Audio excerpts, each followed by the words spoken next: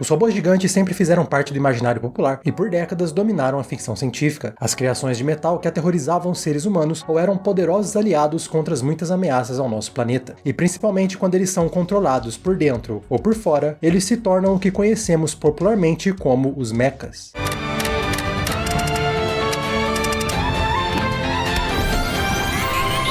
E com isso não só temos armas formidáveis, como um subgênero tão profundo quanto espetacular. A ideia dos robôs gigantes, os mechas, é fascinante e com certeza ajudou a ficção científica a ser tão popular entre o público mais jovem.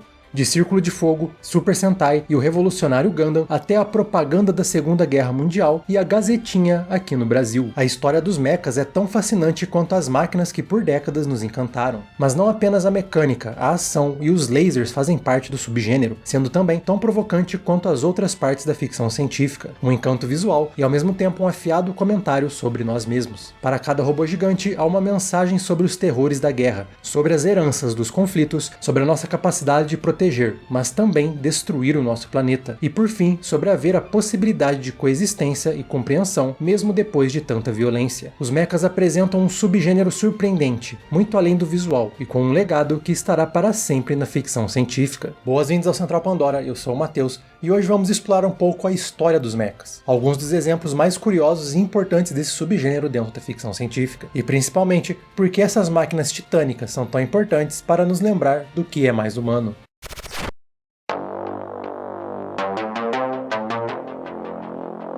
Sabe o que é tão difícil quanto pilotar um mecha? Controlar a calvície. Pois é, mais de 50% dos homens acima dos 30 anos podem desenvolver calvície, o que com certeza não é o ideal para muitos. Mas a solução não precisa ser tão difícil quanto controlar um mecha. Na verdade, ela pode ser bem mais simples do que parece. E eu não estou brincando, você já viu como todos os mechas são calvos? Agora, olha pro Goldar. Qual será o segredo dele? Com o tratamento de calvície, que é referência, a Manual oferece aos clientes a possibilidade de encontrar o tratamento ideal, prescrito por médicos, sem precisar sair de casa, sem precisar pegar fila e recebendo os produtos no conforto do seu lar e em embalagem discreta. Tratar da saúde do cabelo é muito mais do que sobre a estética, é sobre a autoestima e sobre a saúde do homem. Com tratamentos com base científica e feitos por farmácias autorizadas pela Anvisa, a Manual conta não só com um atendimento personalizado, mas acompanhamento clínico durante todo o procedimento. Com um tratamento contínuo e conforme prescrição, os resultados costumam aparecer a partir do 4º mês. Não deixe a calvície te abalar e não deixe para começar a se cuidar no último fio. Aproveite a tecnologia e a facilidade da Manual para o seu bem-estar. E para ficar ainda melhor, com o nosso cupom CP, você ganha 40% de desconto na sua primeira compra. Mas aproveite que é por tempo limitado. Clique no link na descrição e aproveite para cuidar da sua saúde e da sua autoestima, e ainda ajudar o Central Pandora a continuar navegando pelos muitos universos da ficção científica. Como quase todos os outros subgêneros e elementos da ficção científica, é difícil determinar a origem dos mechas. Se eu perguntar onde os mechas surgiram, você provavelmente pensará no Japão, e está parcialmente certo, mas há uma história mais interessante por trás dessas grandes máquinas. Os mechas começaram a ser reconhecidos como tal logo no começo da década de 60, com o Gigantor, ou melhor, Tetsushi Nihuhashi Go, mas é possível encontrar exemplos deles bem antes, como na versão inacabada de The King and the Mockingbird de 1952, uma animação de ficção científica absurdista e fantasia, onde um rei controla um mecha, que apesar de ser cartunesco, não é assim tão longe dos Real Robots lá dos anos 70 e 80, um belo pedaço da ficção científica meio perdido na história, mas não o único que vamos encontrar nesse vídeo. Mas se forçarmos um pouquinho, os mechas podem ser encontrados até mesmo em histórias de Júlio Verne, como A Casa a Vapor. Já outra linha de pensamento argumenta que o título de primeiros mechas dentro da ficção científica deveria ser dado aos trípodes de A Guerra dos Mundos, as máquinas de guerra marcianas controladas de dentro por uma raça alienígena, e que foram ilustradas na sua versão mais famosa pelo brasileiro Alvin Correia.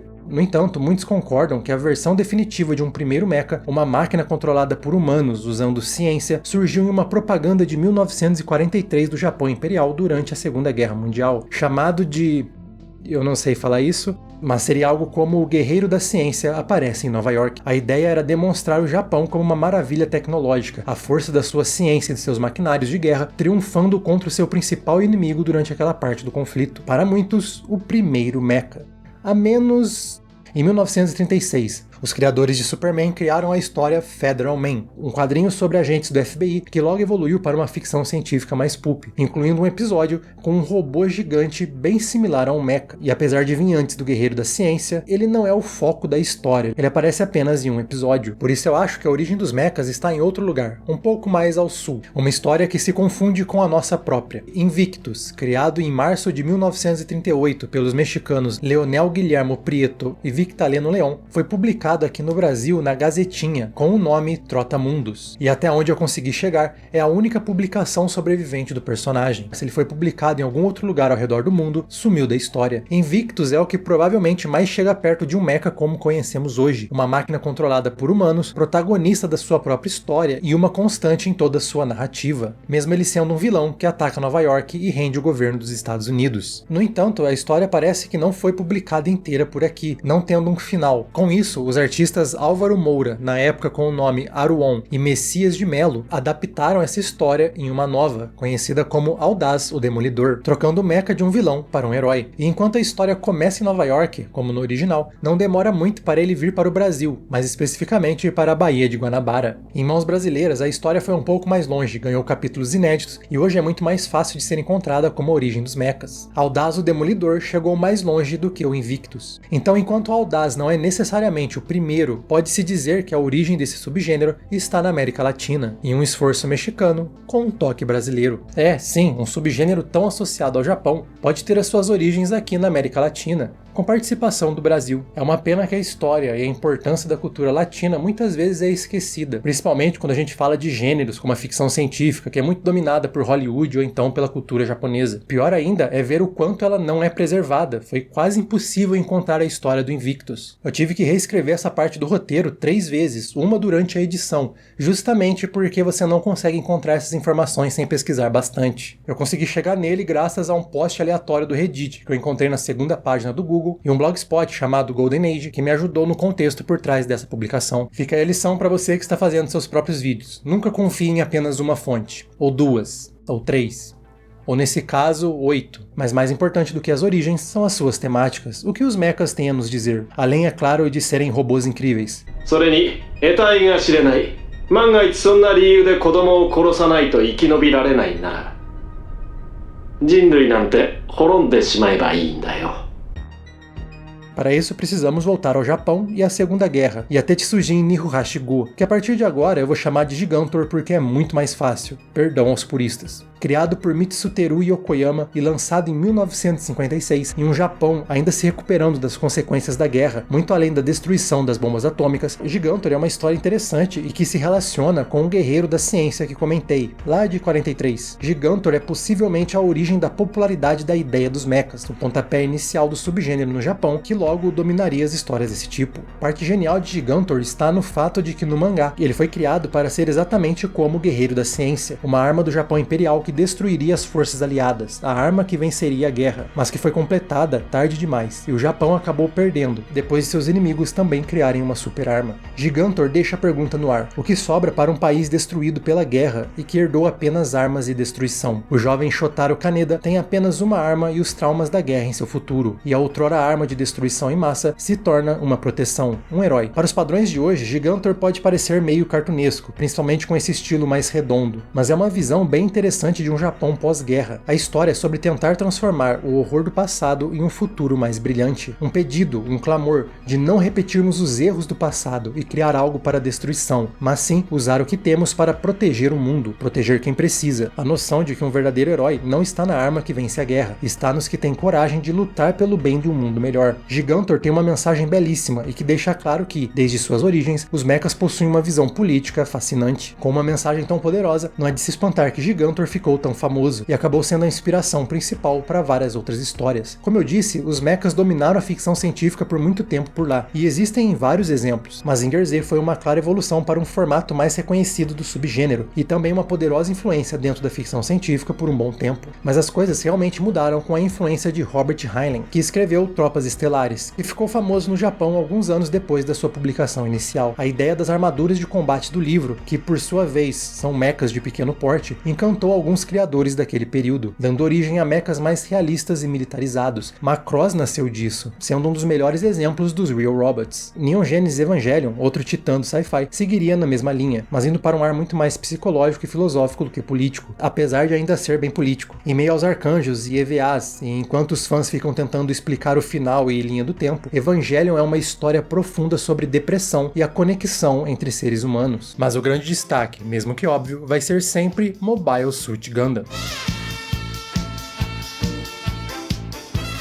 Carregando os temas de Gigantor, a série de Gundam, que depois chegou no cinema em 3 filmes fantásticos, revolucionou os mechas para sempre. Uma máquina de guerra controlada por um piloto, sem elementos de fantasia, com base mais científica e com um foco no combate militar, muitas vezes beirando o hard sci-fi, muito inspirado pela obra de Heinlein. Eu já falei bastante sobre Gundam aqui, como ele é sobre a natureza terrível da guerra, sobre uma geração que herdou uma guerra que ela nem mesmo entende, mas que tem que morrer por ela, sobre como revoluções justas podem ser usurpadas e manipuladas por quem está no poder, sobre como a realidade não é maniqueísta e sobre o futuro da humanidade no espaço e fora da Terra. Será que vamos mudar ou continuaremos os mesmos, apenas com armas mais poderosas? Mas o que eu não comentei na época e eu acho fascinante sobre Gundam, algo que Macross também explorou muito bem, é o encanto das armas em relação ao terror que elas causam. Sabe, mechas são 2 vezes menos práticos que um tanque, mas 10 vezes mais legais. Gundam tem máquinas incríveis e que dentro e fora da sua história causam admiração nas pessoas, muitas vezes atraindo jovens para grandes aventuras dentro dessas máquinas incríveis. Mas depois vemos a realidade brutal do que é realmente usar uma dessas armas para tirar uma vida. Gundam é uma história poderosa que aproveita algumas das máquinas mais incríveis já criadas na ficção científica para justamente falar sobre como a beleza esconde a natureza assustadora do combate. Em um momento em que muitos países já se esqueceram do que a guerra é capaz de causar, Gundam é cada vez mais atual, com como a guerra vem sendo romantizada, como um massacre pode virar propaganda e como é importante valorizarmos as vidas humanas. Gundam sempre será o rei dos mechas, mesmo 44 anos depois ele continua atual, continua poderoso e afiado. Para mim, Mobile Suit Gundam vai ser sempre mais importante por o quanto ele ajudou a revolucionar esse subgênero, mas até mesmo dentro dessa franquia, outros títulos exploraram seus temas, alguns até com mais profundidade. Você provavelmente tem o seu Gundam favorito e que explora temas diferentes e que tem mais a sua afinidade. O meu sempre será Gundam 0080 War in the Pocket.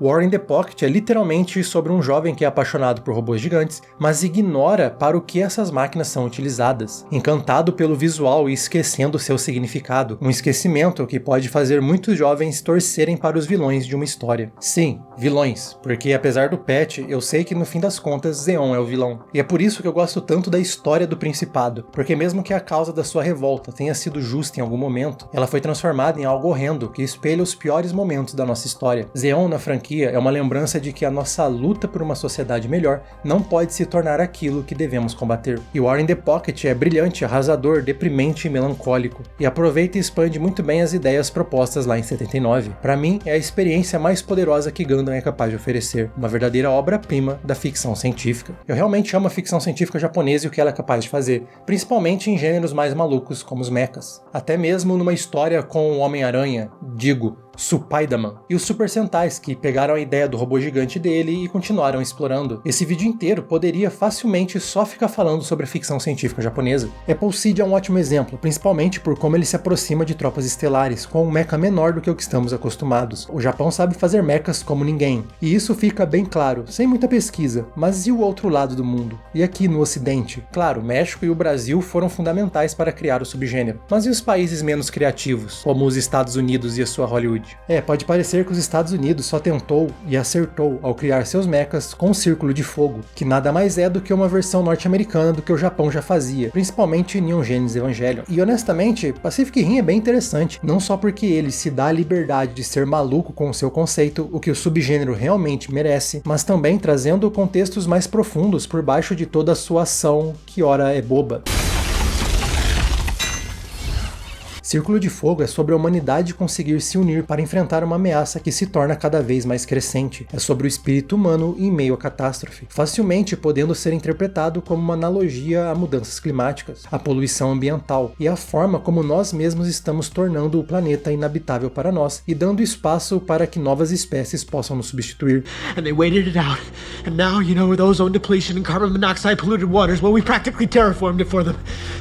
De certo modo, ele lembra um pouco Shin Godzilla. Círculo de Fogo, por baixo das suas camadas, de novo, muitas vezes bobas, é sobre a humanidade se unir ativamente e lutar contra o nosso fim, em vez de só criar um muro ao nosso redor e esperar pelo melhor. Mas Círculo de Fogo não foi a primeira produção de mechas por lá, nem a mais importante. Ainda em 84, enquanto o subgênero explodia no Japão, foi criado o RPG de mesa Battletech, um dos mais influentes da ficção científica. Battletech pega a ideia dos mechas e a torna ainda mais militarizada, focada em campanhas de guerra, e o grande diferencial é que há uma grande preocupação nas limitações desses veículos. É uma visão muito mais norte-americana do conflito, mas ainda assim fascinante. Tal como Warhammer 40k, Battletech tem um universo gigante, uma space opera que combina hard e soft sci-fi, e que talvez seja mais conhecida pelos jogos eletrônicos que ela inspirou, como os clássicos e modernos MechWarriors. São jogos geniais, controlar um mecha aqui é incrível, eles são lentos, pesados, tanques gigantes de duas pernas, provavelmente os mais conhecidos e influentes mechas ocidentais. MechWarrior é um jogo incrível e que honestamente eu queria falar mais sobre aqui no futuro. Falando em jogos, temos Titanfall, mais especificamente Titanfall 2, um dos melhores FPS já feitos, e uma das melhores experiências eletrônicas ao controlar um mecha. Fora dos jogos, temos também o excelente Megas XLR. Lembra dele? Uma baita animação subestimada. Mas se pensarmos em algo mais hollywoodiano, entre várias falhas, temos alguns filmes interessantes. Um mais do que os outros. Antes de Círculo de Fogo, antes do excelente, comovente e simples Gigantes de Aço, antes do terrível As Loucas Aventuras de James West, antes mesmo de Power Rangers traduzir o que o Japão fez em algo mais ocidental, tivemos o surpreendentemente criativo Robot Jox.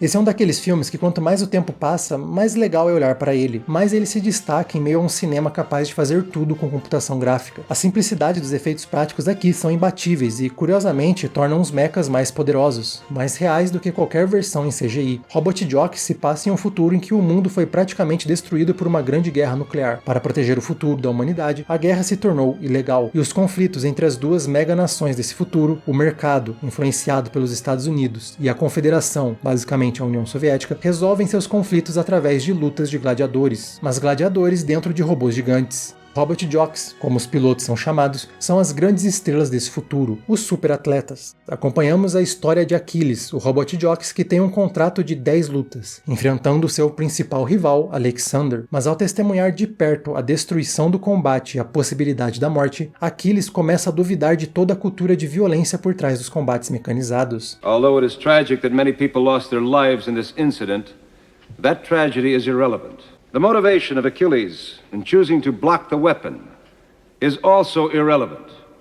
We hereby declare the match inconclusive. A draw. Robot Jox tinha tudo para ser uma galhofada dos anos 80, e de certo modo ele é. We lost the advantage, boy. It's clobbering time! Ele foi dirigido por Stuart Gordon, conhecido por trecheiras da ficção científica e do terror. Gordon teve a ideia de Robot Jox depois de conhecer Transformers e queria fazer algo parecido com o desenho, com os brinquedinhos. No entanto, ele contratou o roteirista Joel Haldeman, só o escritor de uma das melhores ficções científicas militaristas de todos os tempos, o Guerra Sem Fim. Veterano da Guerra do Vietnã, Haldeman escreveu Guerra Sem Fim sobre a sua experiência com a verdadeira natureza da guerra. Como é de se imaginar, isso tornou a produção complicada, com Haldeman e Gordon batendo cabeça direto, um querendo um filme como um desenho infantil e o outro querendo um filme bom. O resultado final é longe de ser perfeito, mas ele não deixa de ser deslumbrante em muitos pontos. Os efeitos práticos são incríveis, mesmo com vários defeitos. Para a época, foi o único filme capaz de entregar algo assim. E olha, Pacific Rim deve muito a Robot Jox. E não é só ele.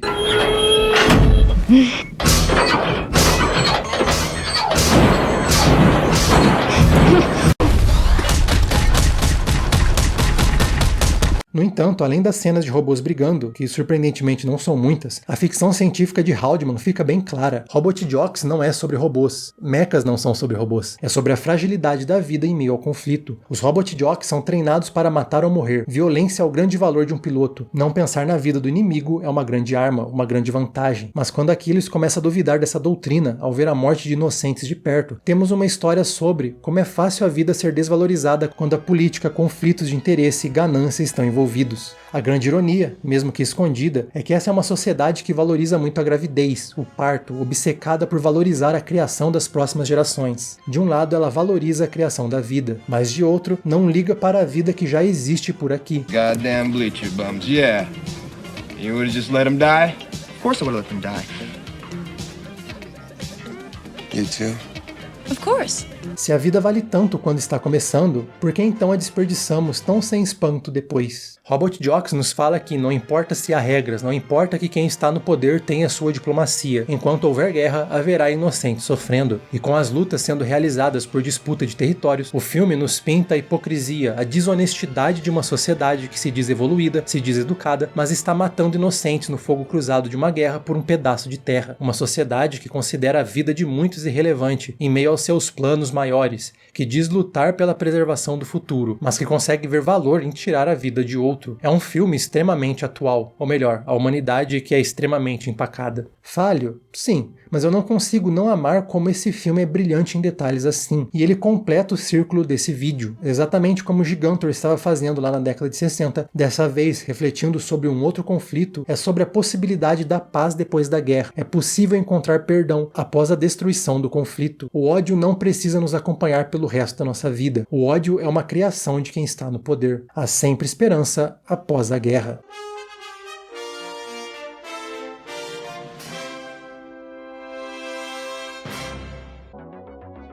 É impossível para um vídeo listar todos os mechas e falar de todos, então obviamente eu deixei muitos de fora, mas acho que conseguimos uma interessante viagem pela origem desse subgênero, e mais importante, sobre muitos de seus significados. Como sempre, eu espero que você tenha gostado, e continue acompanhando o Central Pandora, porque estaremos sempre aqui trazendo o entretenimento de todas as galáxias. E preciso dar um agradecimento ainda mais especial a quem ajuda a nossa nave a continuar voando pelos muitos universos da ficção científica, como os nossos apoiadores do nível primeiro imediato, como o Mestre J e o Joel Melo, os membros da Ponte de Comando, o Mr. Vitim e Saren, e os oficiais de ciência Santiago Friedrich, André Ornelas, Evandro Araújo, Everton J. Carpes e Nostromo.